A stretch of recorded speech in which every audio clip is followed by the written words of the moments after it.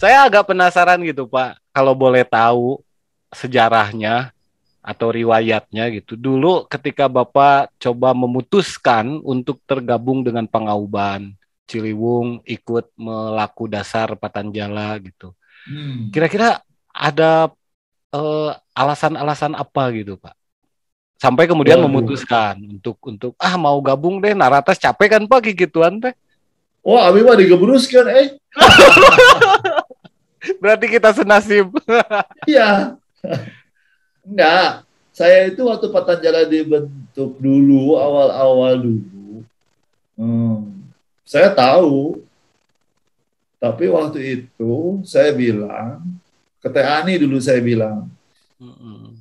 ke orang-orang yang awal, ke Bapaknya Teh Ani lah, saya bilang Mm-mm. dulu, Bapak Aki.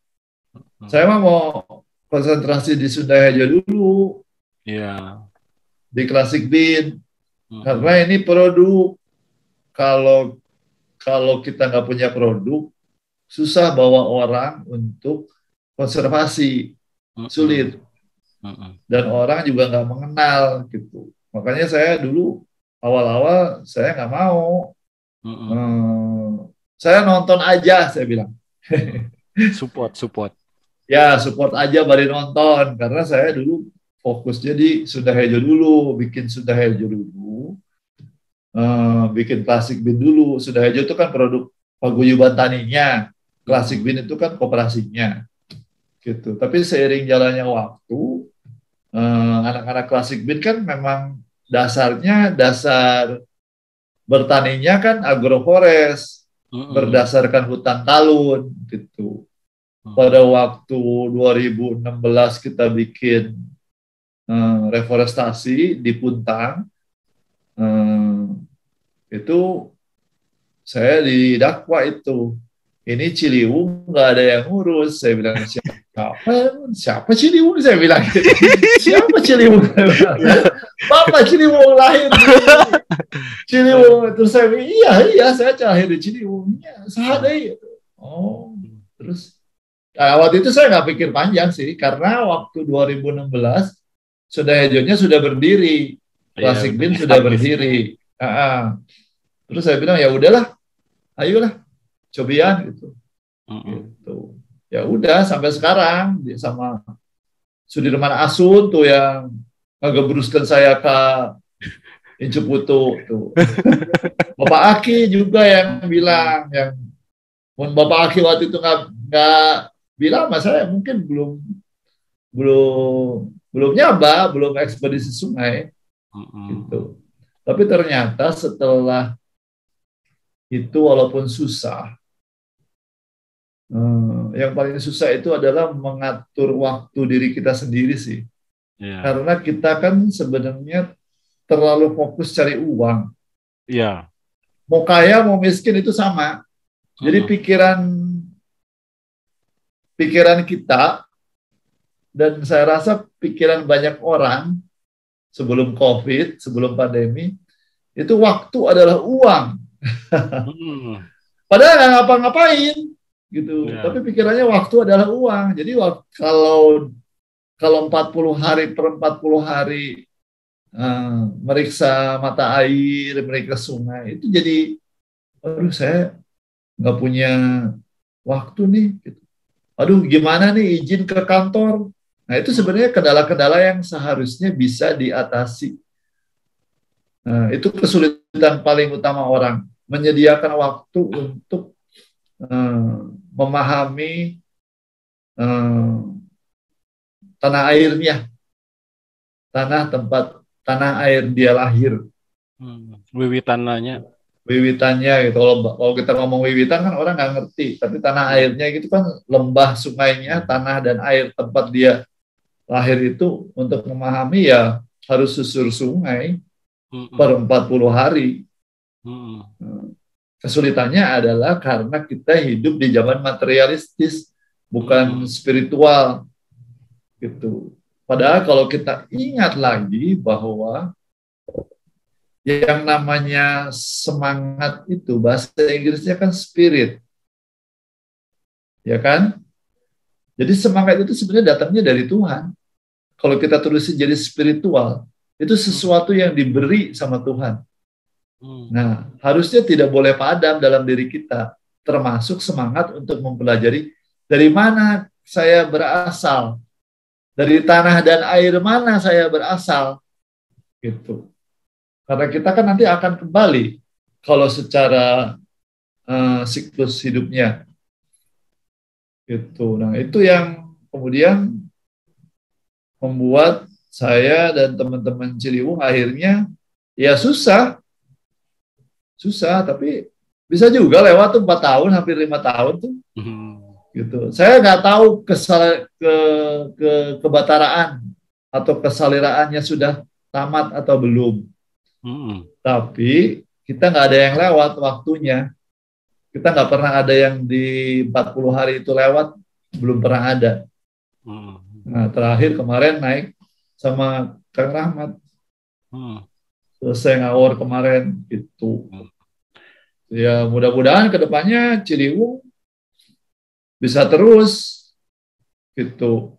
Menurut saya sih bisa sih. Ya. Bisa terus. Yang lain juga menurut saya bisa sih, kalau menurut saya sih. Ya cuma 40 hari sekali ya? Iya, cuma 40 hari sekali. Setiap 40 hari ngumpul, lihat sungai, ngobrol, gitu. Hitung refreshing. Kita dulu sempat kita bikin penanaman, ya kan? Ya. Atau mungkin seperti Akang, bisa juga setiap 40 hari sekali bikin podcast. Kan itu sebenarnya bagian dari integrasi kita memahami tanah air. Nah, karena kalau balik lagi ke bahasa kuno, yang dia bilang nggak ada bahasa kalau nggak nyaba, berarti kalau kita balik lagi, tarik busur panahnya jauh banget, bahasa itu adalah, yaitu adenin, tiamin, terus guanin, yang ada di DNA setiap makhluk. Jadi nggak ada bahasa kalau nggak ada sabak. Kalau kita nggak jalan, kita nggak bisa bikin bahasa. Karena ketika kita jalan dengan nyeker, dengan menghirup udara bersih, terus kita struktur sel-sel kita di intinya, di nukleusnya, di DNA-nya jadi punya konektivitas dengan DNA yang ada di pohon, di tanah, di makhluk-makhluk yang lain, gitu. Bahwa kita itu sama. Makanya disebut dulu, orang dulu bilangnya acining cai, acining bumi. Bahwa kalau orang bule bilang bahwa manusia itu meminum semua air, bilangnya semua air, semua hal yang ada di lingkungannya. Itu ada bahasanya dalam pengetahuan barat. Berarti sebenarnya teori tentang asal-muasal kita sebagai manusia, kalau kita tarik busurnya berdasarkan main-main, jalan-jalan dengan bertani tapi sistemnya konservasi, dengan agroforest, akhirnya kan kita ketemu konsepnya. Karena yang berbicara itu tanah dan air. Iya. Masih tahu ke kita, nah ini pengetahuannya. Jadi nggak pinter-pinter amat kita sebenarnya. Yang ngasih pengetahuan ya tanah dan airnya gitu. Penyamaan frekuensi saja. Nah, menurut saya mau gitu. Kapan-kapan bikin. Gimana? Nah, selama 4 tahun terakhir, Pak Eko ikut laku dasar, bolak-balik ke gunung, ke sungai gitu. Ada nggak pengalaman yang cukup herois gitu, pengalaman cukup dalam gitu, bermakna? Banyak banget sih. Tapi tidak bisa diceritakan kan. Karena masing-masing orang punya pengalaman beda-beda. Walaupun saya jalan barengan Ijal, barengan misalnya Sudirman, barengan Bang Ipul, barengan Jabar gitu misalnya. Tapi masing-masing punya pemahaman yang bukan pemahaman berbeda, punya apa namanya, punya pengetahuan yang dia petik berbeda gitu. Tapi yang herois banyak banget, Kalau saya kan dari yang tadinya berpikir bahwa pengetahuan tentang sustainability itu datangnya dari barat, setelah saya mulai nyusur sungai,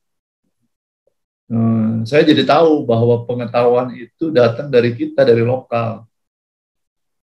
Itu yang paling ilmunya sudah ada sebetulnya nama. Ilmunya sudah ada dan disebut ilmu yang terbelakang, yaitu ya bertani ala agroforest. Itu disebutnya pertanian terbelakang. Gitu. Tidak modern. Tidak modern gitu.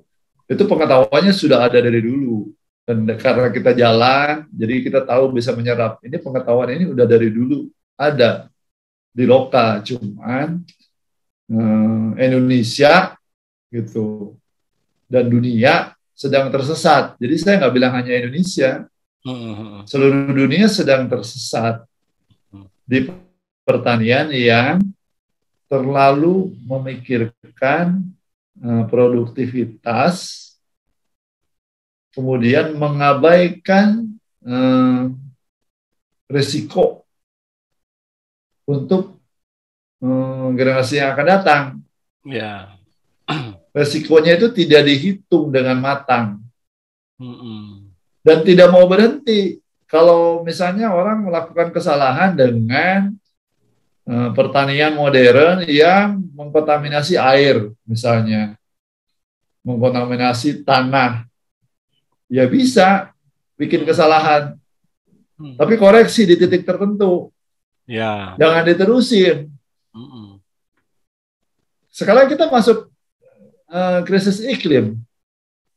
Dan sekarang semua pengetahuan tentang pertanian modern yang dimulai dari revolusi industri, itu nanti ketika oksigen di bawah 15%, yang revolusi industri itu katanya karena manusia menemukan mesin uap, ya kan? Kalau oksigen yang di bawah 15%, itu korek api nggak bisa nyala. Semua mesin itu nggak bisa nyala. Dan manusia itu menuju ke sana dengan semua pembabatan hutan jadi kelapa sawit, gitu. Atau jadi tambang batu bara, atau jadi tambang emas. Hutannya dibabat dulu, akhirnya diambil batu baranya, ditambil emasnya, ditambil nikel semuanya, atau diambil apa saja yang di bawahnya hutan. Itu nanti dunia bersama-sama menuju oksigen di bawah 15%. Kalau bersama-sama menuju di bawah 15%, nggak usah ngomongin tentang apakah manusia hidup atau tidak, tapi kita menuju mesin-mesin yang tidak bisa nyala. Untuk apa semua teknologi ini nantinya? Kalau semua mesin tidak nyala. Unfaedah. Jadi unfaedah. Ya, jadi tidak ada manfaatnya. Dan kita menuju ke sana tanpa ini sadar gitu. Sama dengan persis mungkin dalam bahasa Ki Maher di podcast sebelumnya, kalau Ki Maher bilang COVID ini memberitahu katanya bahwa kita sedang pada masa lara dan bentar lagi pati katanya. Mungkin yang mudah-mudahan kita sudah pati, mudah-mudahan. belum karena korek masih bisa nyala, Pak. Oh, kan ada pati awal. Oh iya, pasti. Ya, karena di dunia itu yang paling banyak waktu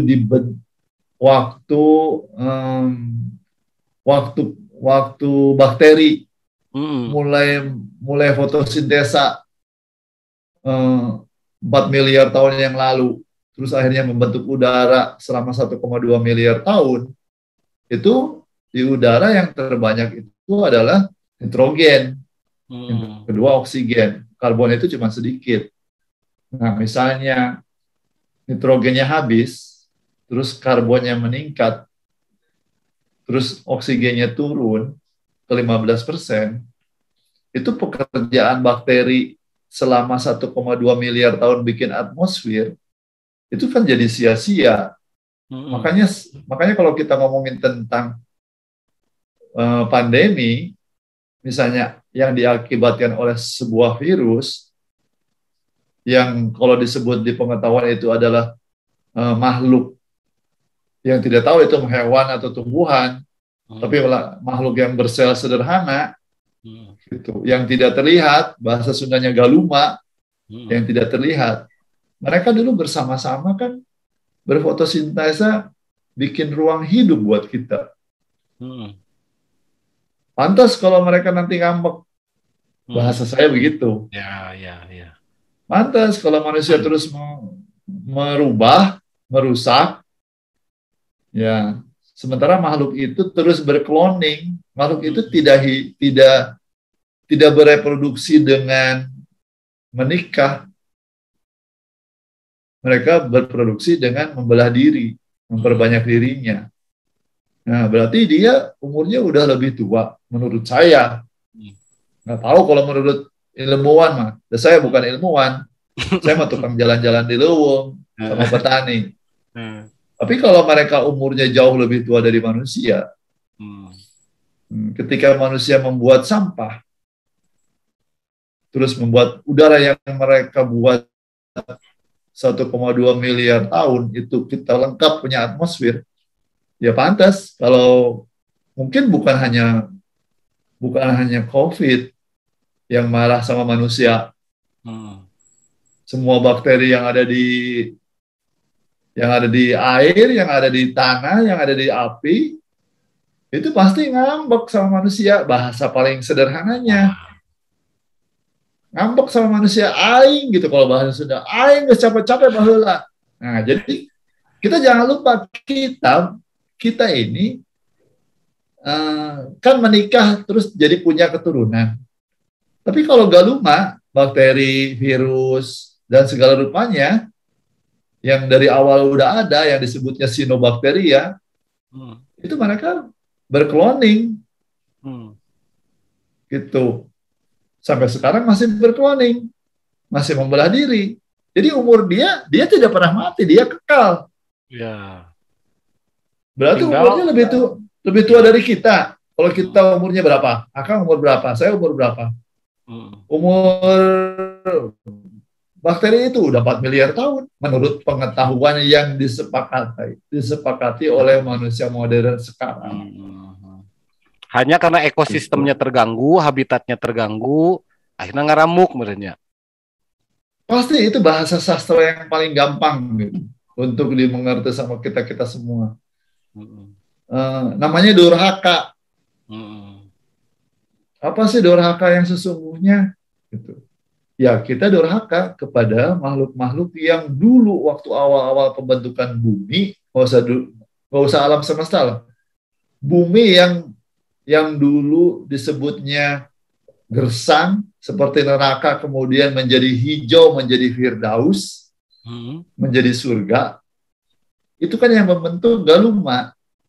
Namanya dulu bakteri, cyanobacteria, makhluk bersel satu. Salah satunya itu klorofil bersel satu. Nah, mereka beramai-ramai itu dulu membelah diri, kena sinar matahari, berfotosintesa, akhirnya membentuk udara, lapisan udara. Pekerjaan mereka itu 1,2 miliar tahun mempersiapkan udara buat bumi. Menurut pengetahuan manusia modern sekarang. Nah, kalau ada makhluk-makhluk kecil yang tidak terlihat, yang kita sebut gaib, itu kan gaib. Sekarang namanya mikroskopis. Kalau bahasa lainnya itu gaib. Nggak kelihatan. Itu kan berjasa. Dan umur mereka memang tua karena mereka berkloning. Sel itu tidak mati. Jadi dia membelah.